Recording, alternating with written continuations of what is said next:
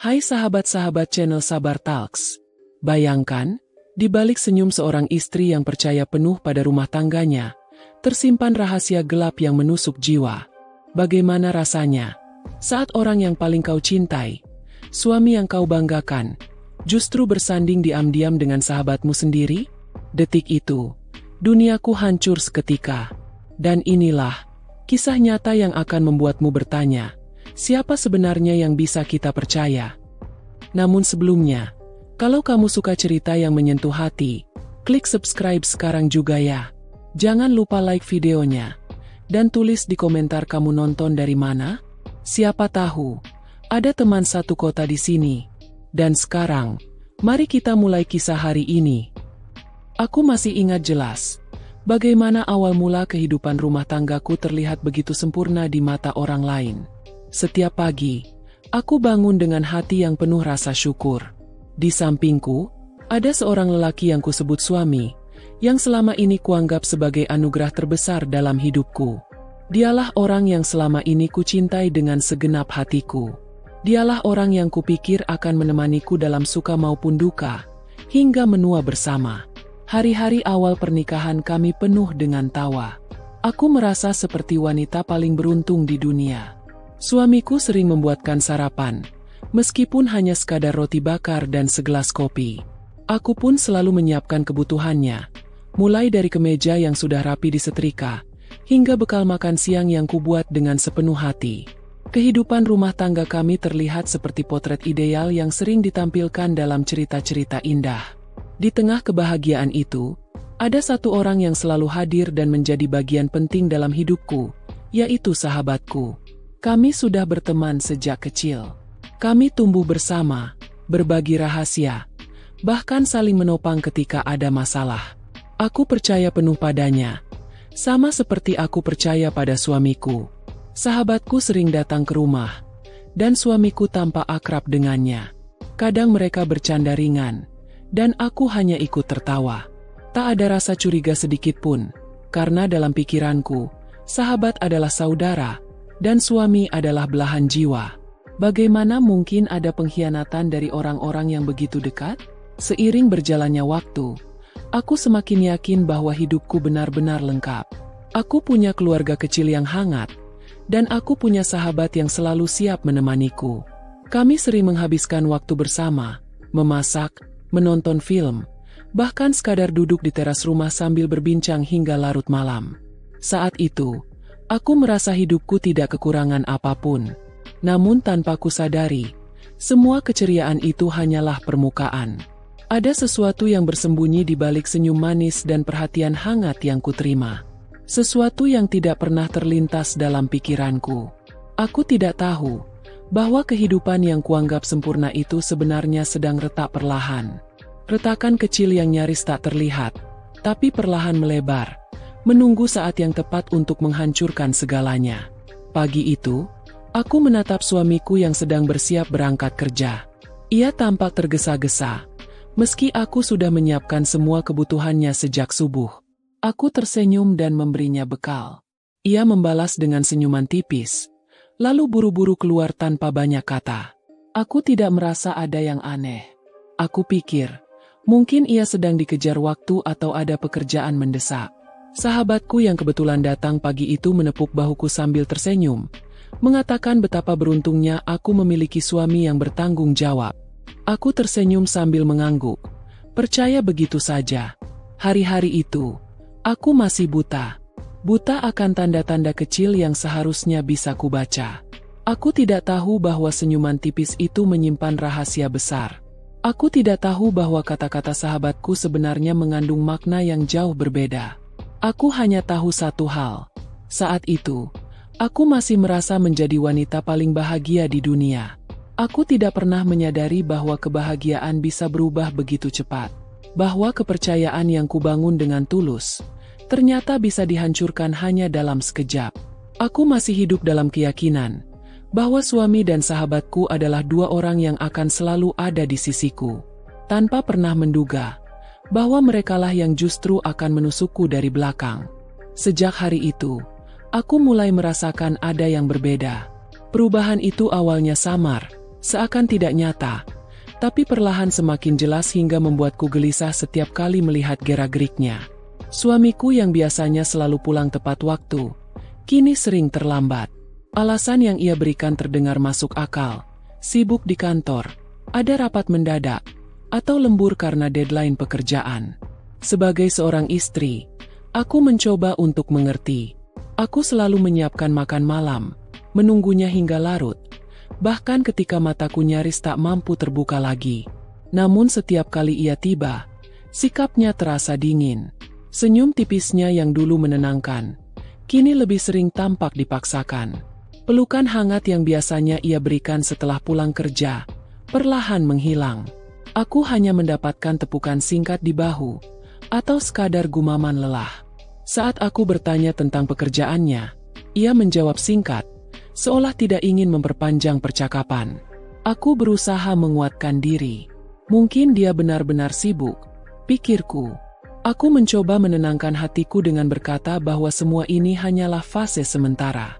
Semua rumah tangga pasti punya masanya sendiri. Namun entah mengapa, rasa ragu itu semakin lama semakin menggerogoti hatiku. Ada sesuatu yang terasa janggal, meski aku tidak tahu apa. Malam itu, aku duduk sendirian di ruang tamu. Jam sudah menunjukkan pukul 11 malam, tapi suamiku belum juga pulang. Aku menatap ponselku berulang kali, berharap ada pesan darinya. Tak ada. Aku akhirnya memberanikan diri untuk menelpon. Nadaku bergetar saat mendengar sambungannya hanya berdering tanpa dijawab. Setelah 5 kali mencoba, akhirnya ia mengangkat. Suaranya terdengar gugup, agak berbisik. Aku lagi di kantor. Rapat masih berlangsung. Jangan tunggu aku, tidurlah dulu, katanya cepat. Lalu menutup telepon tanpa memberi kesempatan untuk bertanya lebih lanjut. Aku terdiam. Ada sesuatu dalam intonasi suaranya yang membuatku tidak tenang. Seperti ada orang lain di sekitarnya. Seperti ia sedang menyembunyikan sesuatu. Aku mencoba menepis prasangka buruk, tapi hatiku terus bergetar. Malam itu aku tertidur di sofa, dengan perasaan hampa yang sulit dijelaskan. Keesokan harinya, aku bangun dengan mata bengkak. Aku menatap diriku di cermin, mencoba tersenyum. Aku tidak ingin terlihat lemah. Namun, di balik senyum itu, ada ketakutan yang semakin besar. Apalagi ketika sahabatku tiba-tiba datang pagi itu, tanpa kabar. Ia membawa kue favorit suamiku, dan berkata bahwa kebetulan ia sedang lewat. Aku menyambutnya dengan ramah, seperti biasa. Tapi ada yang berbeda dalam caranya menatapku. Pandangan matanya seolah menyimpan rahasia, namun tersamarkan oleh senyumnya yang manis. Siang harinya, aku mendengar sahabatku bercakap di telepon di teras. Suaranya pelan, tapi aku bisa menangkap beberapa kata. Ada kalimat yang membuat tubuhku merinding. Iya, nanti aku tunggu di tempat biasa. Aku tidak tahu siapa yang ia maksud, tapi nada suaranya penuh kelembutan yang asing. Ketika aku keluar, ia buru-buru menutup telepon, lalu tersenyum seolah tak terjadi apa-apa. Hari-hari berikutnya semakin penuh tanda tanya. Suamiku mulai sering membawa ponselnya ke kamar mandi, sesuatu yang sebelumnya tidak pernah ia lakukan. Ia mengunci layar ponselnya dengan sandi baru, padahal sebelumnya aku tahu kode rahasianya. Setiap kali ada pesan masuk, ia buru-buru menyembunyikan layar. Aku mencoba berpura-pura tidak melihat, meski hatiku semakin tidak tenang. Puncaknya terjadi suatu malam. Aku sedang membereskan baju-bajunya yang baru dicuci, ketika aku menemukan sehelai kertas di saku celananya. Itu adalah nota pembayaran hotel. Mataku berkunang-kunang. Nama hotel itu tidak asing bagiku. Sebuah hotel di pusat kota yang terkenal sebagai tempat singgah sementara, bukan tempat menginap keluarga. Dadaku sesak. Kutatap kertas itu lama sekali. Rasanya tanganku bergetar hebat. Ingin sekali aku bertanya langsung padanya. Tapi saat itu juga ia masuk ke kamar. Aku buru-buru menyembunyikan kertas itu di laci meja rias. "Kenapa wajahmu pucat? Kau baik-baik saja?" tanyanya sambil menatapku. Aku memaksakan senyum. "Aku hanya lelah, mungkin kurang tidur," jawabku singkat. Ia tidak bertanya lagi, hanya mengangguk lalu sibuk dengan ponselnya. Hatiku semakin hancur. Bagaimana mungkin ia bisa begitu tenang? Sementara aku hampir gila dengan rasa curiga ini. Malam itu aku tidak bisa tidur. Aku menatap wajah suamiku yang terlelap di sampingku. Lelaki yang dulu kupuja setengah mati, kini terasa begitu asing. Ada jarak yang membentang di antara kami. Jarak yang tidak bisa kulalui, karena hatinya seolah telah berpindah ke tempat lain. Aku tidak tahu harus bagaimana. Ingin marah, tapi tidak punya bukti yang kuat. Ingin diam, tapi rasa sakitnya membuat dadaku hampir meledak. Hari demi hari aku menjalani hidup dengan penuh pura-pura. Aku pura-pura tersenyum, pura-pura tidak tahu, pura-pura bahagia. Namun di balik semua itu, hatiku terus bertanya-tanya. Kemana sebenarnya suamiku pergi saat ia mengaku lembur? Siapa yang ia temui? Dan mengapa aku merasa sahabatku semakin sering hadir di saat-saat yang aneh? Sore itu, aku memutuskan untuk memberanikan diri. Aku sengaja memasak makanan kesukaannya, berharap ia mau makan malam bersama. Namun telepon darinya lagi-lagi menghancurkan harapanku. Maaf, aku tidak bisa pulang malam ini. Ada urusan penting, katanya singkat. Aku menutup telepon dengan tangan gemetar. Air mataku jatuh tanpa bisa kutahan. Tiba-tiba, pintu rumah diketuk. Sahabatku muncul dengan wajah ceria, membawa sebungkus buah. Aku bawakan ini, siapa tahu kamu suka, katanya sambil masuk begitu saja. Aku terdiam, menatapnya lama. Hati kecilku berbisik sesuatu yang tak ingin kudengar. Ada getaran aneh setiap kali melihatnya kini. Malam itu, ketika ia pulang, aku duduk sendirian di ruang tamu. Buah pemberiannya masih utuh di meja. Aku tidak sanggup menyentuhnya. Aku hanya memikirkan satu hal. Semua perubahan sikap suamiku, semua kebetulan yang melibatkan sahabatku, semua tanda-tanda kecil yang berulang kali kutepis. Apakah semuanya saling berkaitan? Aku menggenggam erat nota hotel yang masih kusimpan. Hatiku semakin kacau. Ada rasa takut yang tak terbendung. Seakan aku sedang berdiri di tepi jurang yang sewaktu-waktu bisa runtuh. Dan aku tahu, cepat atau lambat, aku harus menemukan jawabannya. Malam itu aku berjanji pada diriku sendiri. Aku tidak akan lagi berdiam diri. Aku akan mencari tahu, meski kebenaran itu mungkin akan menghancurkan seluruh hidupku. Sejak aku membuat janji itu, aku mulai memperhatikan setiap detail kecil di sekitarku. Aku tidak lagi menutup mata. Aku belajar membaca tanda-tanda yang sebelumnya kutepis. Dan semakin aku membuka mata, semakin jelas sesuatu yang dulu berusaha kusembunyikan dari hatiku. Ada benang merah yang menghubungkan semua keganjilan itu. Benang merah yang mengarah pada dua orang terdekatku. Pagi itu, suasana rumah terasa sunyi. Aku duduk di meja makan, menyiapkan sarapan seperti biasa. Suamiku masih di kamar, bersiap untuk berangkat kerja. Tiba-tiba terdengar ketukan pintu. Aku berjalan pelan membukanya, dan di sana berdiri sahabatku, membawa senyuman hangat seperti biasanya. Pagi, ucapnya ceria. Aku bawakan roti dari toko favoritmu. Aku terdiam sejenak. Roti itu memang kesukaanku, tapi anehnya, ia meletakkannya di meja dan berkata, "Suamimu pasti suka juga, kan?" Sambil tersenyum tipis. Hatiku berdesir. Ada nada berbeda dalam ucapannya. Tak lama kemudian, suamiku keluar dengan kemeja rapi. Begitu melihat sahabatku, wajahnya berubah.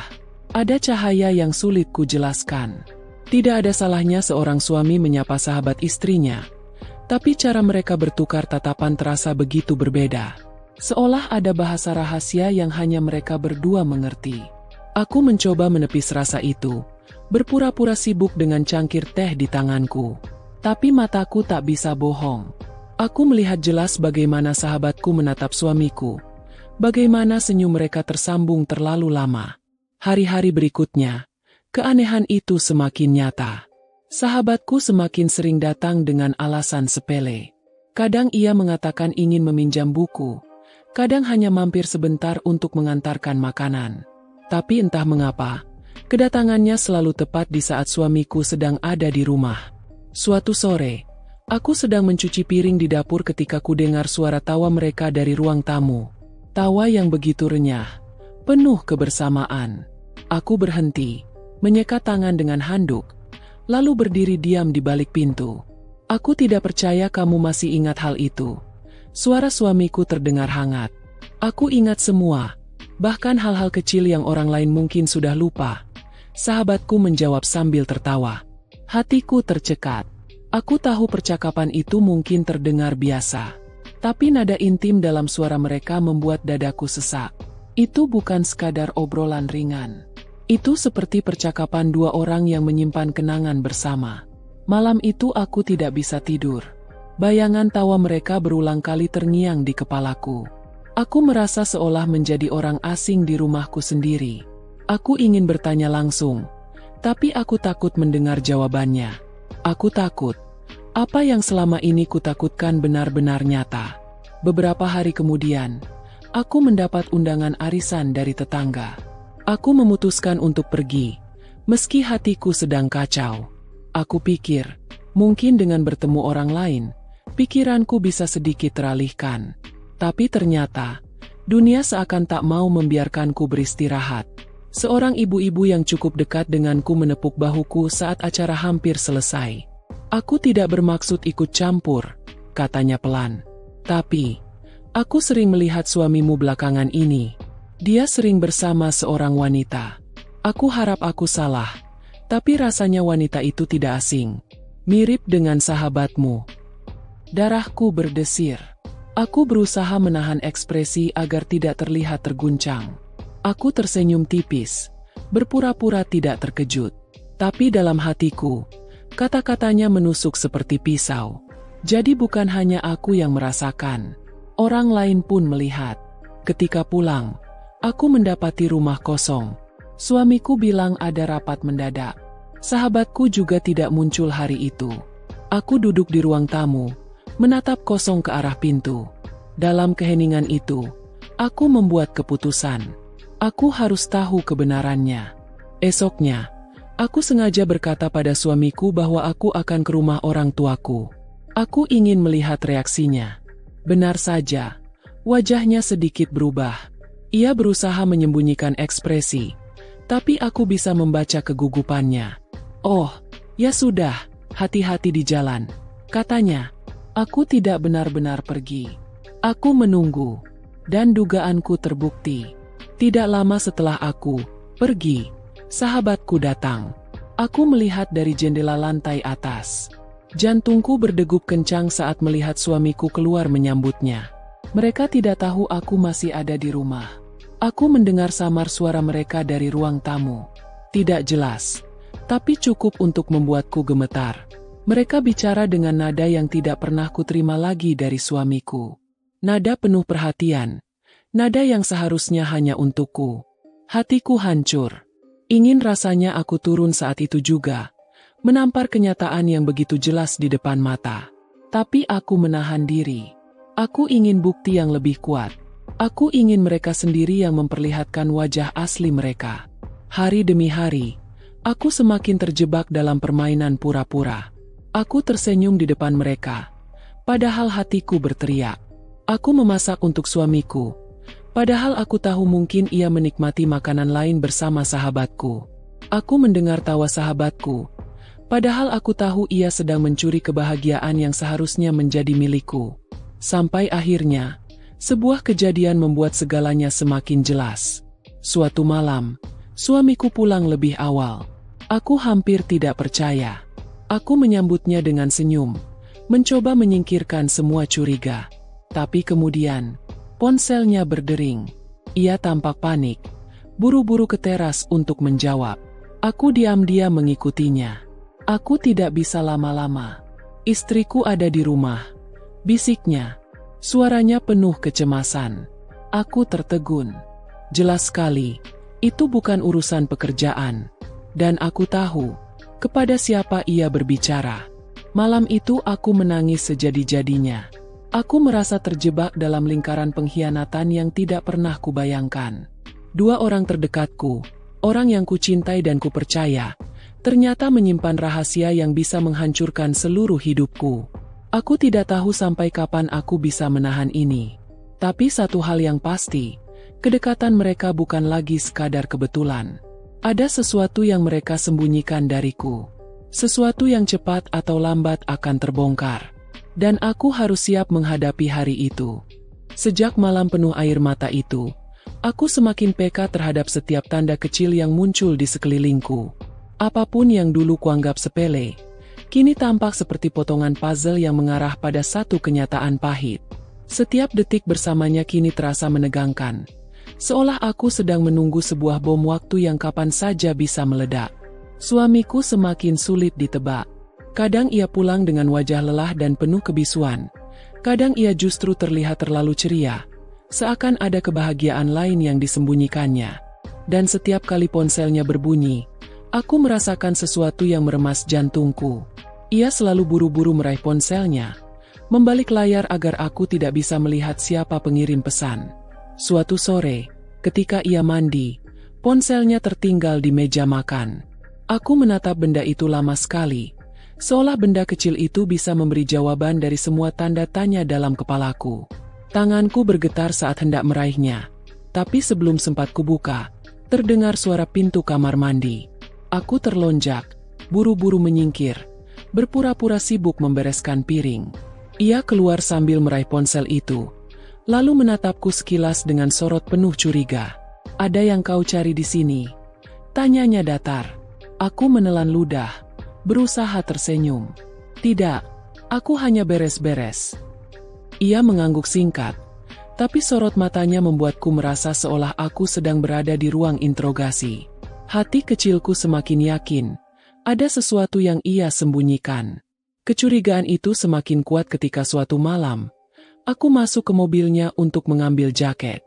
Saat membuka pintu, aroma parfum asing langsung menyergap. Parfum itu tidak pernah kupakai, dan aku tahu jelas, itu bukan aroma yang biasa ada di rumah ini. Aku duduk di kursi mobilnya, memejamkan mata, membiarkan aroma itu menusuk ke dalam hatiku seperti belati. "Siapa yang duduk di sini?" bisikku pada diri sendiri. Suaraku bergetar. Aku menemukan sehelai tisu dengan noda lipstik samar di jok belakang. Lututku melemas. Aku menggenggam tisu itu erat, hampir sobek oleh tanganku yang bergetar. Tidak mungkin ini kebetulan. Tidak mungkin semua ini hanya permainan pikiranku. Keesokan harinya, aku mencoba menguji suamiku. Aku bertanya dengan nada bercanda, "Kok mobilmu wangi sekali sekarang? Ada yang kasih parfum baru ya?"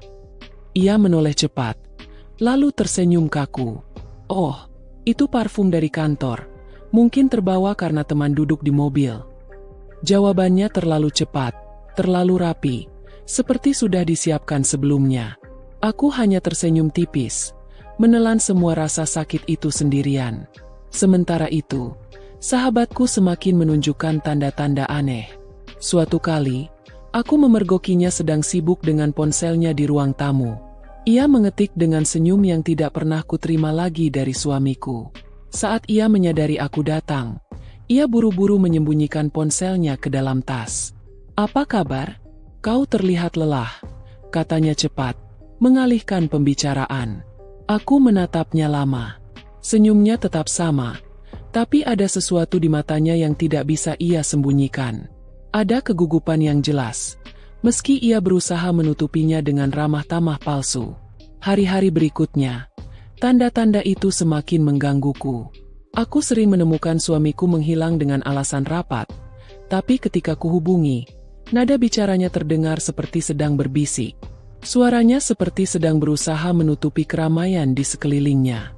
Pernah suatu kali, aku mendengar suara perempuan di balik teleponnya. Suara itu sangat singkat, hanya sekilas, tapi cukup untuk membuat darahku berhenti mengalir. Aku tidak berani bertanya langsung. Aku takut kebenaran itu keluar lebih cepat dari kesiapan hatiku. Namun, semakin lama aku menahan, semakin aku merasa diriku sendiri hampir hancur. Suatu malam, aku memberanikan diri mengikuti langkahnya. Aku sengaja mengatakan akan tidur lebih awal, sementara aku tahu ia akan keluar dengan alasan lembur. Begitu ia pergi, aku diam-diam mengikutinya dengan taksi. Aku melihat mobilnya berhenti di sebuah restoran kecil di pinggiran kota. Jantungku berdetak kencang. Aku menunduk, mencoba bersembunyi di balik kaca taksi. Dari kejauhan, aku melihat seseorang turun dari mobil yang lain. Cahaya lampu restoran membuatku bisa melihat sosok itu dengan jelas. Hatiku seketika seperti terhempas ke jurang. Itu sahabatku. Aku menahan napas. Tubuhku gemetar hebat. Mereka masuk ke restoran bersama. Tidak ada jarak di antara mereka. Dari balik kaca, aku bisa melihat jelas bagaimana suamiku menyingkirkan kursi untuknya. Bagaimana ia tersenyum. Bagaimana tangan mereka hampir bersentuhan di atas meja. Air mataku menetes tanpa bisa kutahan. Dunia seakan runtuh di hadapanku. Semua tanda yang selama ini hanya kuanggap prasangka, kini nyata di depan mata. Aku ingin berlari masuk, berteriak, menampar wajah mereka berdua. Tapi kakiku tak mampu bergerak. Aku hanya bisa memandang dari kejauhan, terjebak dalam luka yang tak terlukiskan. Ketika mereka keluar dari restoran, aku melihat bagaimana sahabatku menyentuh lengan suamiku dengan cara yang begitu lembut. Suamiku tidak menolak. Bahkan, ia tersenyum. Adegan itu terpatri di mataku, menjadi mimpi buruk yang akan terus menghantuiku. Aku pulang malam itu dengan hati yang compang-camping. Semua tanda yang menggangguku selama ini, akhirnya menemukan jawabannya. Mereka memang memiliki sesuatu yang lebih dari sekadar pertemanan. Aku masuk rumah dengan langkah goyah. Suamiku tiba beberapa jam kemudian, berpura-pura lelah, berpura-pura sibuk dengan pekerjaannya. Ia mencium keningku singkat, seolah tak ada yang terjadi. Aku menatapnya, dan dalam hatiku aku berteriak, "Berapa lama lagi kau akan terus menipuku?" Aku tidak berkata apapun malam itu. Aku hanya diam, menahan semua luka yang membakar dadaku. Aku tahu, tanda-tanda ini bukan sekadar kebetulan. Tanda-tanda ini adalah potongan kebenaran yang akan semakin jelas. Dan aku harus bersiap untuk menghadapi puncaknya. Aku sudah terlalu lama hidup dalam bayangan. Kini, bayangan itu mulai berubah menjadi kenyataan. Sejak malam di restoran itu, pandanganku terhadap sahabatku berubah sepenuhnya. Ia bukan lagi sosok yang kutahu selama ini. Senyum ramahnya, candaan kecilnya, bahkan perhatian-perhatian kecil yang dulu membuatku nyaman, kini terasa seperti racun yang perlahan merobek hatiku. Setiap kali aku menatap wajahnya, yang kulihat bukan lagi seorang teman yang bisa dipercaya, melainkan sosok asing yang menyimpan rahasia busuk di balik tatapannya. Pagi itu, sahabatku datang seperti biasa, membawa sekotak kue dengan alasan baru saja lewat toko. Aku menatapnya lama, berusaha membaca setiap gerak tubuhnya. Ia masih bisa tertawa ringan, berbicara seperti tidak ada yang terjadi. Tapi aku tahu, di balik senyum itu ada sesuatu yang berusaha ia sembunyikan. "Aku tadi ketemu teman lama," katanya, mencoba membuka percakapan. "Kami ngobrol sebentar. Lama tidak bertemu." Aku hanya mengangguk tipis, seakan tidak terlalu peduli. Padahal dalam hati, kata-katanya terasa seperti pisau. Teman lama? Aku tahu semalam ia tidak sedang bersama teman lama, melainkan bersama suamiku. Aku melihatnya dengan mata kepalaku sendiri. Dan sejak saat itu, aku bertekad untuk tidak lagi menutup mata. Hari-hari berikutnya, aku mulai memperhatikan lebih seksama. Ada saat-saat di mana sahabatku terlihat terlalu sering memandang ponselnya, senyumnya mencurigakan, lalu buru-buru menutup layar saat aku mendekat. Ada pula ketika ia datang ke rumah dengan alasan ingin menemaniku, tapi sesungguhnya matanya lebih sering mencari-cari sosok suamiku. Suatu sore, aku sengaja mengajaknya duduk di teras, hanya berdua. Aku menatap matanya dalam-dalam, berharap ia akan merasa terpojok. "Kau akhir-akhir ini sering sekali sibuk, ya?" tanyaku, berusaha terdengar santai. Ia tersenyum tipis, lalu mengangguk. "Iya, banyak hal yang harus kukerjakan." Aku tersenyum hambar. "Aku pernah lihat kau di pusat kota. Tapi seingatku, kau bilang waktu itu sedang ada urusan di rumah." Sekilas, wajahnya berubah. Ia terkejut, meski cepat sekali menyembunyikan ekspresinya. "Oh, Mungkin salah lihat. Atau mungkin aku lupa memberitahumu. Aku menahan napas, menatapnya lebih lama. Ada getaran di suaranya. Ada kegugupan di matanya. Semua tanda itu semakin memperkuat dugaanku. Malamnya, aku merenung sendirian di kamar. Ingatanku kembali ke masa kecil kami. Betapa banyak rahasia yang kami bagi bersama. Betapa banyak janji yang kami ucapkan untuk saling mendukung satu sama lain. Tidak pernah terlintas sedikit pun bahwa sahabat yang begitu kusayangi bisa tega merampas kebahagiaanku sendiri. Namun kini, kenyataan itu semakin nyata. Bayangan pertemuan mereka di restoran, aroma parfum asing di mobil, hingga nada berbisik suamiku di telepon, semua itu mengarah padanya, pada sahabatku sendiri. Rasa curiga itu semakin membesar ketika suatu hari, aku mendengar kabar dari tetangga. Seorang ibu dengan suara lirih berkata padaku, "Aku tidak bermaksud menyakiti hatimu, tapi beberapa kali aku melihat suamimu mengantar sahabatmu pulang. Mereka terlihat terlalu dekat." Dadaku serasa sesak. Aku mencoba tersenyum, mengucapkan terima kasih pada tetangga itu, meski dalam hatiku gemuruh tak terbendung. Jadi bukan hanya aku yang merasa, orang lain pun bisa melihatnya. Dunia seakan ikut bersekongkol untuk membuka mataku lebih lebar lagi. Esoknya, aku memutuskan untuk menguji sahabatku. Aku sengaja berkata padanya bahwa aku harus pergi keluar kota menemui keluargaku. Aku ingin tahu bagaimana reaksinya. "Oh, begitu ya," katanya. Suaranya terdengar datar, tapi matanya berbinar singkat sebelum ia menunduk. "Kalau begitu hati-hati di jalan." Aku hanya mengangguk. Namun dalam hatiku, aku tahu apa arti sorot matanya. Itu adalah sorot lega. Sorot seseorang yang merasa mendapat kesempatan. Hari itu, aku tidak benar-benar pergi. Aku mengunci diri di kamar lantai atas, diam-diam mengintai dari jendela. Dan dugaanku benar. Tidak lama setelah aku mengatakan akan pergi, suamiku pulang lebih cepat. Lalu sahabatku datang beberapa saat kemudian. Mereka terlihat berhati-hati, tapi cukup jelas bahwa keduanya tidak tahu aku masih ada di rumah. Aku melihat dari celah tirai, bagaimana mereka berbincang di ruang tamu. Suara mereka samar, tapi tubuh mereka terlalu dekat. Sahabatku menunduk. Suamiku sesekali menyentuh tangannya. Aku hampir pingsan melihatnya. Lututku lemas. Air mataku menetes tanpa henti. Itu bukan lagi sekadar kecurigaan. Itu kenyataan. Sahabatku benar-benar mengkhianatiku. Malam itu, aku tidak bisa tidur. Aku hanya duduk memeluk lutut di sudut kamar, memikirkan semua hal yang pernah kami lalui bersama. Rasanya sulit dipercaya bahwa orang yang dulu kuberi kepercayaan penuh, kini justru menikamku dari belakang. Aku mulai memperhatikan semua detail kecil yang sebelumnya tidak kusadari. Cara sahabatku menatap suamiku terlalu lama. Cara ia selalu ada ketika suamiku sedang di rumah. Bahkan cara ia menyebut namanya dengan nada berbeda. Semua itu kini seperti potongan puzzle yang akhirnya membentuk gambar utuh. Hari-hari setelahnya, aku semakin curiga. Setiap kali sahabatku datang, aku merasa seperti sedang diawasi. Seperti ada dua orang yang sedang bermain sandiwara di hadapanku. Dan aku hanya menjadi penonton dalam cerita hidupku sendiri. Aku berusaha tegar, tapi setiap kali aku melihat mereka berdekatan, hatiku kembali retak. Aku merasa diriku sedang dihancurkan perlahan, sedikit demi sedikit, hingga tak tersisa apapun selain luka. Namun satu hal yang pasti, aku tidak bisa terus begini. Aku tahu, aku harus mengambil langkah.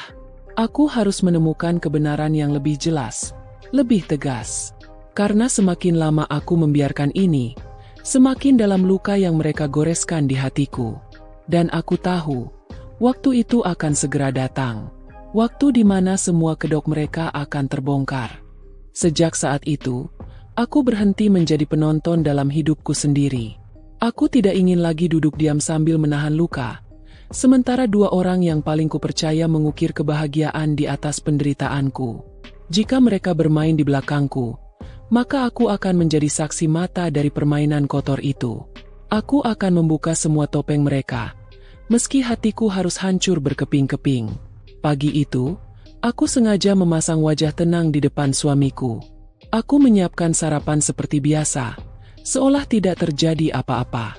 Tapi dalam kepalaku, aku sudah menyusun rencana. Aku akan mulai mengumpulkan bukti. Tidak hanya sekadar perasaan, tidak hanya sekadar prasangka. Aku ingin kebenaran yang bisa kulihat dengan mata kepala sendiri, yang bisa kupegang, yang tidak bisa lagi mereka bantah. Beberapa hari kemudian, aku meminta bantuan seorang teman lama. Ia seorang kenalan yang pernah bekerja di bidang keamanan, seseorang yang bisa kupercaya. Dengan suaraku yang bergetar, aku menceritakan sedikit tentang kecurigaanku. Ia menatapku iba, tapi juga tegas. Kalau kau memang ingin tahu kebenarannya, kau harus siap dengan apapun hasilnya, katanya. Aku mengangguk. Aku tahu resikonya. Tapi aku tidak bisa hidup dalam ketidakpastian lebih lama lagi. Malam itu, ketika suamiku pergi dengan alasan lembur, aku memberi isyarat pada temanku untuk mengikuti mobilnya dari kejauhan. Aku sendiri tidak ikut, hanya menunggu kabar di rumah dengan hati yang berdegup kencang. Waktu terasa berjalan begitu lambat. Setiap detik membuat nafasku sesak. Sekitar 2 jam kemudian, temanku mengirimkan foto melalui ponsel. Tanganku gemetar saat membukanya. Foto itu memperlihatkan suamiku duduk di sebuah kafe kecil. Dan di hadapannya, duduklah sosok yang sangat kukenal. Sahabatku. Mereka terlihat begitu akrab. Terlalu akrab untuk disebut sekadar teman. Air mataku jatuh seketika. Meski aku sudah menduganya sejak lama, melihat dengan mata kepala sendiri jauh lebih menyakitkan daripada sekadar mendengar kabar. Aku menatap layar itu lama sekali, sebelum akhirnya memejamkan mata. Rasa sakitnya seperti merobek isi dadaku. Hari-hari setelahnya, aku semakin rajin mengumpulkan tanda. Aku menemukan struk restoran di sakunya, yang ternyata cocok dengan lokasi pertemuan mereka. Aku juga mendapati sebuah pesan singkat di ponsel suamiku, ketika ia tanpa sengaja meninggalkannya di meja. Pesan itu singkat, tapi menghancurkan seluruh duniaku. Aku rindu. Sampai besok. Aku ingin berteriak. Aku ingin merobek layar ponsel itu. Tapi aku menahan diri. Aku harus sabar. Aku harus mengumpulkan semuanya, hingga tidak ada celah bagi mereka untuk mengelak. Aku mulai lebih sering memperhatikan jadwal suamiku. Setiap kali ia berkata akan lembur, aku mencatat waktunya. Dan hampir selalu, selang beberapa saat kemudian, sahabatku memberi alasan padaku bahwa ia tidak bisa berkunjung hari itu karena ada urusan. Polanya terlalu jelas untuk disebut kebetulan. Suatu sore, aku nekat mengikuti mereka sendiri. Aku menyewa taksi, menjaga jarak agar tidak ketahuan. Aku melihat mobil suamiku berhenti di depan sebuah bangunan sederhana di pinggir kota. Jantungku serasa ingin meledak. Ia turun dari mobil. Lalu beberapa menit kemudian sahabatku datang. Mereka masuk ke dalam bangunan itu bersama-sama. Dengan tangan gemetar, aku menyalakan kamera ponselku, mengambil foto dari kejauhan. Aku tidak tahu apa yang kulakukan benar atau salah, tapi aku tahu, aku membutuhkan bukti. Aku menunggu di sana hampir 1 jam, sebelum akhirnya mereka keluar. Mereka terlihat tergesa-gesa, tapi raut bahagia di wajah mereka tidak bisa disembunyikan. Aku pulang dengan hati yang hancur, tapi juga dengan tekad yang semakin kuat. Aku sudah melihat cukup untuk tahu bahwa kecurigaanku bukan ilusi. Aku tidak gila, aku tidak berlebihan. Semua ini nyata. Namun yang paling menghancurkan adalah ketika aku mengetahui fakta berikutnya. Suatu malam, temanku yang membantuku menyelidiki datang dengan wajah serius. Ia menyerahkan sebuah amplop berisi foto-foto. Dengan tangan bergetar, aku membuka amplop itu. Foto-foto itu memperlihatkan suamiku dan sahabatku di sebuah acara kecil yang tampak seperti akad nikah sederhana. Aku terhuyung, hampir jatuh. Dunia berputar di sekitarku. Suamiku, sahabatku, mereka tidak hanya berselingkuh, mereka menikah diam-diam. Tangisku pecah. Rasanya seperti ada ribuan pisau menusuk jantungku bersamaan. Aku jatuh terduduk, meremas foto-foto itu dengan tangan gemetar. Semua yang selama ini kuanggap sebagai ketakutan, kini terkonfirmasi sebagai kenyataan. Malam itu aku terkunci dalam kamar sendirian. Aku memeluk foto-foto itu sambil menangis sejadi-jadinya. Tidak ada kata yang bisa menggambarkan sakitnya. Aku merasa dikhianati secara total, habis-habisan, tanpa sisa. Namun di balik tangisan itu, ada bara kecil yang mulai menyala. Bara kemarahan. Aku tidak bisa terus-menerus menjadi korban. Aku tidak bisa membiarkan mereka berjalan di atas reruntuhan hidupku. Jika mereka memilih jalan ini, maka aku juga akan memilih jalanku sendiri. Aku tahu, hari di mana rahasia ini akan terbongkar semakin dekat. Aku hanya perlu menunggu waktu yang tepat. Namun menunggu ternyata bukan hal yang mudah. Setiap harinya, aku merasa seperti hidup di dalam penjara emosi. Foto-foto itu masih kusimpan rapi di dalam laci meja rias, tersembunyi di balik tumpukan pakaian. Setiap kali aku membukanya, luka itu kembali terbuka. Ada rasa marah yang menyala-nyala, tapi bersamaan dengan itu, ada juga rasa putus asa yang mencekik leherku. Malam demi malam aku terbaring dengan mata terbuka, menatap langit-langit kamar yang sunyi. Di sebelahku, suamiku tidur pulas tanpa rasa bersalah, seolah tidak ada dosa yang ia pikul. Aku menatap wajahnya dalam gelap, mencoba mencari secuil kebenaran. Lelaki ini, lelaki yang pernah bersumpah akan setia, kini menjadi orang asing yang paling kejam dalam hidupku. Setiap kali mengingat sahabatku, dadaku semakin sesak. Bayangan wajahnya yang dulu begitu ku kenal kini berubah menjadi mimpi buruk. Aku teringat bagaimana dulu kami saling berbagi makanan, saling mendukung di masa-masa sulit, bahkan pernah berjanji tidak akan pernah meninggalkan satu sama lain. Tapi semua janji itu hanya tinggal abu. Ia tidak hanya meninggalkan aku, ia merampas sesuatu yang paling berharga dalam hidupku. Hari-hari itu berjalan begitu berat.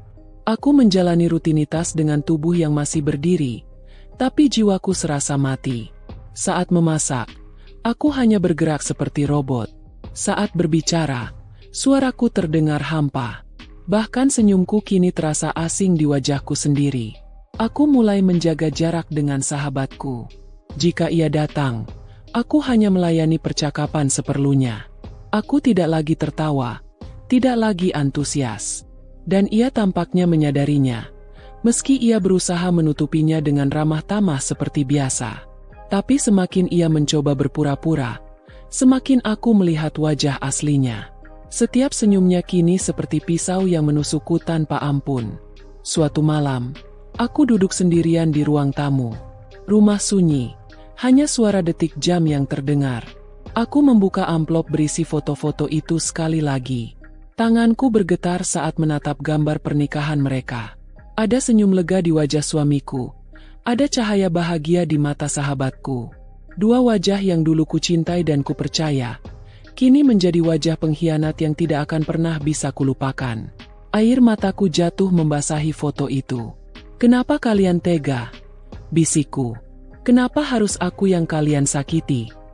Tangisku semakin keras malam itu, hingga aku terisak tanpa suara. Dadaku sesak, nafasku tercekat. Aku merasakan luka itu merayap dalam tubuhku, menggerogoti setiap harapan yang masih tersisa. Rasanya aku ingin lenyap, hilang dari dunia yang begitu kejam ini. Tapi kemudian, aku teringat sesuatu. Aku masih memiliki diriku sendiri. Aku tidak boleh runtuh sepenuhnya. Jika aku jatuh, maka mereka akan menang. Aku tidak boleh membiarkan pengkhianatan itu merenggut seluruh hidupku. Keesokan harinya, aku mencoba menjalani hari dengan wajah tegar. Aku menyiapkan sarapan seperti biasa, menyambut suamiku dengan senyum tipis. Ia menatapku sekilas, lalu pergi tanpa banyak bicara. Dari belakang, aku melihat punggungnya menjauh. Punggung seorang lelaki yang tak lagi mengenalku, yang sudah memberikan jiwanya pada orang lain. Sahabatku pun semakin sering menghindar. Mungkin ia merasa aku sudah mulai berubah. Mungkin ia takut rahasianya terbongkar. Tapi setiap kali ia datang, aku masih bisa merasakan ketegangan di udara. Seolah ada tembok tak kasat mata yang berdiri di antara kami. Luka itu semakin membekas ketika suatu siang, aku mendengar pembicaraan samar di luar rumah. Aku keluar pelan-pelan, dan mendapati dua tetangga sedang berbisik-bisik. Aku dengar, suaminya sering terlihat bersama wanita lain. Ya, dan katanya wanita itu justru orang terdekat istrinya sendiri. Aku terdiam di balik pintu. Tubuhku bergetar. Jadi bukan hanya aku yang tahu. Rahasia ini mulai menyebar. Aib ini bukan hanya menyakitiku secara pribadi, tapi juga perlahan mencabik kehormatanku di mata orang lain.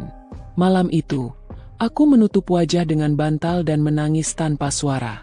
Rasanya tidak ada lagi tempat yang aman bagiku. Aku dikhianati di rumahku sendiri, dan kini aku juga menjadi bahan bisik-bisik di luar sana. Luka ini tidak hanya menancap di hatiku, tapi juga menodai nama baikku. Hari-hari berikutnya semakin tak tertahankan. Aku sering merasa tubuhku lemas, kehilangan selera makan, bahkan sulit tidur. Tapi di balik semua rasa sakit itu, aku menemukan kekuatan aneh. Luka ini memang membekas, tapi luka yang sama juga menjadi pengingat bahwa aku tidak bisa terus diam. Aku mulai menulis di buku harian. Setiap malam, aku menuliskan rasa sakitku, rasa marahku, rasa kecewaku. Aku menuliskan nama mereka, menuliskan semua tanda-tanda pengkhianatan yang kutemui. Setiap kata yang kutulis menjadi pelampiasan emosiku. Meski tidak menghapus luka, setidaknya membuatku merasa sedikit lebih ringan. Namun semakin aku menulis, semakin jelas bahwa aku tidak bisa terus hidup dalam bayangan rahasia ini. Luka ini tidak akan sembuh selama aku masih berpura-pura. Cepat atau lambat, aku harus menghadapinya. Aku harus berdiri dan berkata dengan lantang, aku tahu segalanya. Suatu malam, ketika aku menatap wajah suamiku yang terlelap, aku membisikkan kata-kata itu dalam hati. Aku tahu apa yang kau sembunyikan. Dan suatu hari, kau akan mendengarnya langsung dariku. Aku tidak tahu kapan tepatnya, tapi aku tahu hari itu akan datang. Hari di mana aku berhenti menjadi korban, dan mulai menjadi seseorang yang melawan. Untuk saat ini, luka ini masih membekas, mengalir dalam darahku, mengiringi setiap nafasku. Tapi luka yang sama juga akan menjadi senjataku. Senjata untuk hari ketika semua kebohongan itu harus terbongkar. Dan aku bersumpah, hari itu tidak akan lama lagi. Hari itu akhirnya benar-benar datang, lebih cepat dari yang kubayangkan. Semua bermula dari sebuah acara keluarga di rumah orang tuaku. Sebuah pertemuan rutin, di mana seluruh kerabat berkumpul, makan bersama, berbagi cerita, dan saling menanyakan kabar. Suamiku, tentu saja, ikut hadir. Begitu pula sahabatku, yang memang sudah dianggap bagian dari keluarga sejak lama. Aku sudah terbiasa melihat mereka berdua dalam satu ruangan, tapi kali ini rasanya berbeda. Ada bara yang menyala di dalam dadaku, bara yang sudah lama kupendam. Sejak pagi aku sudah merasa tegang. Tanganku gemetar ketika menyiapkan pakaian, nafasku terasa berat, seolah tubuhku tahu bahwa sesuatu akan terjadi. Aku membawa serta amplop berisi foto-foto itu. Bukti pengkhianatan yang selama ini kusembunyikan rapi. Hari ini, aku tahu waktunya sudah tiba. Acara berlangsung hangat. Tawa keluarga terdengar di mana-mana. Anak-anak berlarian di halaman. Orang dewasa bercengkrama sambil menikmati hidangan. Aku duduk di kursi panjang, mencoba tersenyum meski hatiku berkecamuk. Suamiku duduk tidak jauh dariku, berbincang dengan beberapa saudara. Sesekali matanya bertemu dengan sahabatku, yang berdiri di sisi ruangan. Tatapan singkat itu cukup untuk membuat dadaku kembali sesak. Lalu, sebuah percakapan kecil yang tidak sengaja terdengar menjadi pemantik segalanya. Salah satu kerabatku berkata pelan, "Aku dengar ada kabar pernikahan siri di kota ini. Laki-lakinya sudah beristri. Entah benar atau tidak, tapi kalau sampai istri sahnya tahu, pasti dunia keluarganya hancur." Aku tertegun. Kata-kata itu terasa seperti panah yang menancap tepat di jantungku. Suasana di sekelilingku mendadak terasa sunyi, meski suara orang-orang masih terdengar. Nafasku tercekat. Tanganku meremas amplop di dalam tas. Rasanya aku tidak bisa menunda lebih lama lagi. Aku berdiri perlahan. Semua mata menoleh padaku. Suamiku memandangku dengan dahi berkerut, Sementara sahabatku tampak tegang. Aku menarik napas panjang, lalu suaraku pecah, bergetar namun lantang. Kalau bicara tentang pernikahan siri, ucapku, menatap lurus ke arah mereka berdua. Aku rasa aku tahu siapa yang dimaksud.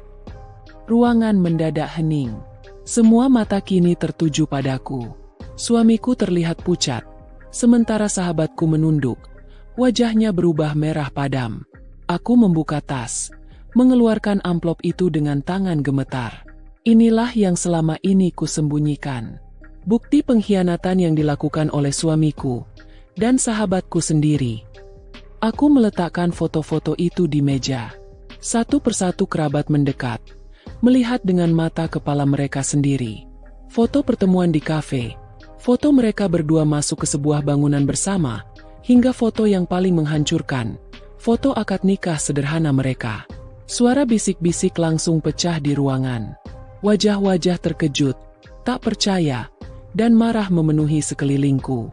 Suamiku terdiam, wajahnya pucat pasi. Sahabatku menutup wajah dengan tangannya, tubuhnya bergetar. "Apa ini benar?" tanya salah satu keluargaku dengan nada penuh emosi. Suamiku mencoba berbicara, suaranya parau. Aku bisa jelaskan." "Jelaskan apa?" potongku dengan suara keras.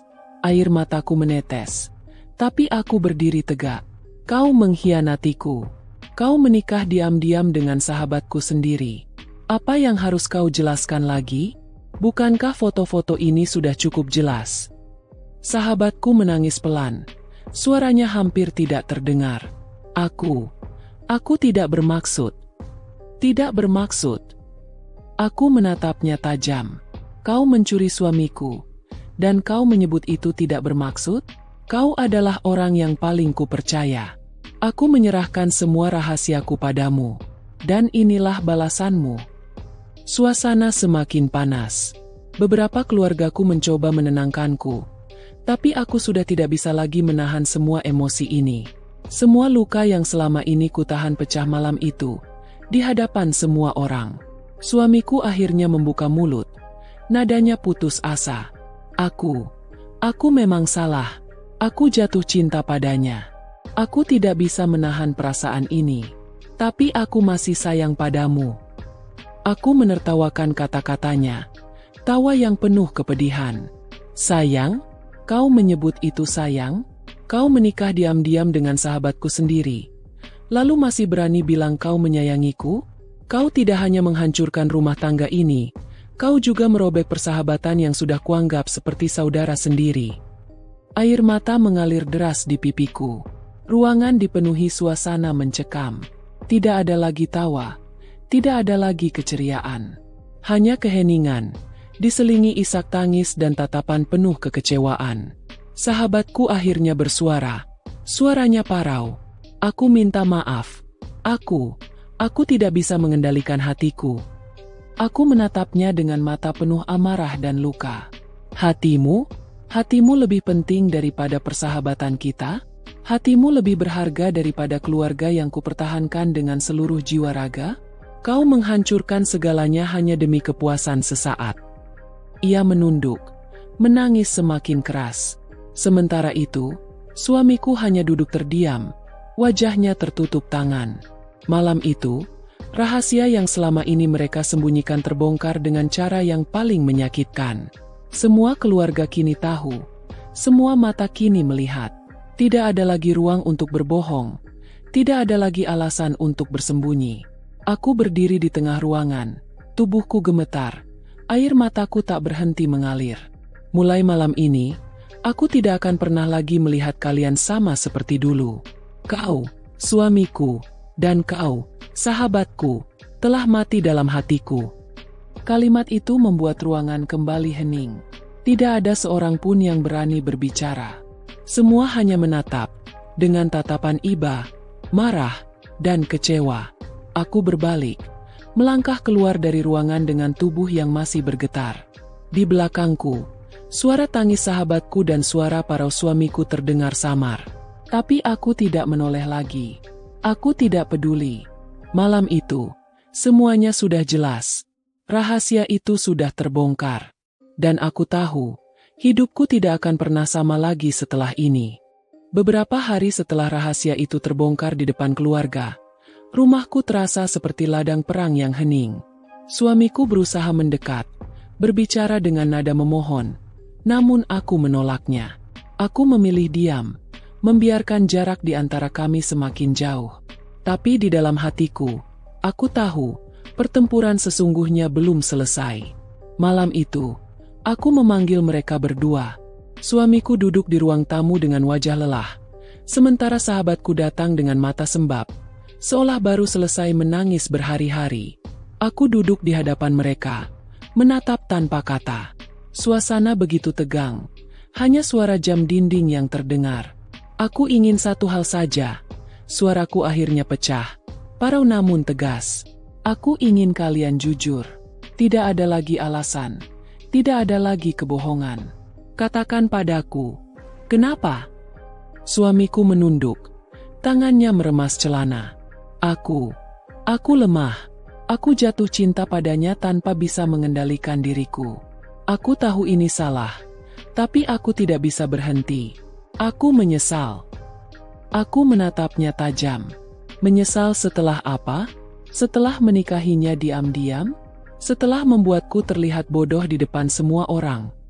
Air mataku jatuh, tapi suaraku tetap dingin. Aku beralih pada sahabatku. Dan kau, katakan sesuatu. Sahabatku terisak. Aku juga salah. Aku tidak berniat merebutnya darimu. Awalnya aku hanya teman, tapi entah bagaimana, perasaan itu tumbuh. Aku mencoba melawan, tapi aku kalah. Aku tertawa getir, tawa yang penuh kepedihan. Kalah? Kau bukan kalah. Kau memilih dia, dan kau memilih menghancurkanku. Jangan bilang kau korban dalam cerita ini. Suasana hening kembali. Mereka berdua hanya bisa tertunduk, tak mampu menatap mataku. Malam itu, aku merasakan seluruh luka yang selama ini kubendung pecah sekaligus. Tak ada lagi yang bisa kusembunyikan. Aku tidak tahu apa yang akan kulakukan selanjutnya. Kataku lirih, suaraku bergetar. Tapi satu hal yang pasti, kalian sudah membunuh sesuatu dalam diriku. Kepercayaan, persahabatan, dan cinta. Semua hilang. Dan luka ini akan terus membekas, selamanya. Aku berdiri, meninggalkan mereka berdua dalam keheningan yang menyesakkan. Langkahku goyah, tapi hatiku mantap. Konfrontasi itu memang menghancurkan, namun juga menjadi titik balik. Aku tahu, keputusan besar akan segera kuambil. Malam setelah konfrontasi itu, aku duduk sendirian di kamar dengan lampu redup. Foto-foto pernikahan mereka yang pernah menghantamku kini tergeletak di meja, bersama dengan cincin pernikahanku sendiri. Aku menatap keduanya bergantian. Air mata mengalir tanpa henti. Satu benda adalah bukti pengkhianatan. Yang lain adalah simbol janji suci yang telah dinodai. Aku mendengar langkah kaki suamiku mendekat, diikuti suara pintu yang diketuk pelan. Izinkan aku bicara. Suaranya lirih, penuh penyesalan. Aku tidak menjawab. Aku hanya menutup mata, menahan gejolak di dadaku. Ia terus mengetuk, lalu terdiam. Sunyi kembali menelan ruangan. Di dalam hatiku, peperangan berkecamuk. Antara cinta yang pernah begitu besar, dan luka yang kini tak mungkin sembuh. Antara kenangan indah yang dulu kubanggakan, dan kenyataan pahit yang kini merobek seluruh hidupku. Keesokan harinya, aku mengumpulkan keberanian. Dengan suara gemetar, aku berkata pada suamiku, aku tidak bisa lagi melanjutkan ini. Cinta yang dulu ada, sudah mati.